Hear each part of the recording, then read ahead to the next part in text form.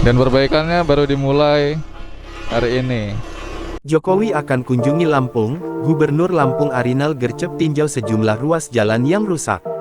Presiden Joko Widodo diagendakan akan mengunjungi Lampung dalam waktu dekat buntut viralnya kritikan banyaknya jalan yang rusak. Melansir Tribun News, Presiden Jokowi sebelumnya dijadwalkan berkunjung ke Lampung pada Rabu, tanggal 3 Mei tahun 2023. Namun, informasi terbaru kunjungan Presiden ternyata akan mundur satu hari dari yang sebelumnya direncanakan, yakni pada Kamis tanggal 4 Mei tahun 2023. Orang nomor satu di Indonesia itu hendak memberikan bantuan sembako.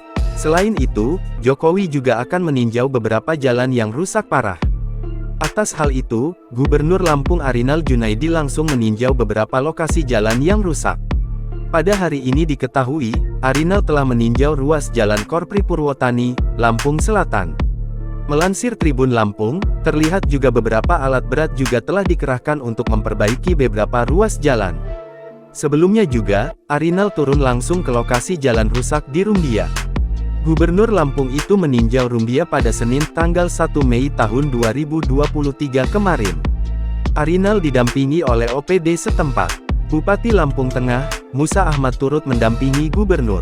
Musa berharap dengan kedatangan Presiden, pembangunan berjalan baik, terutama soal perbaikan ruas jalan yang rusak.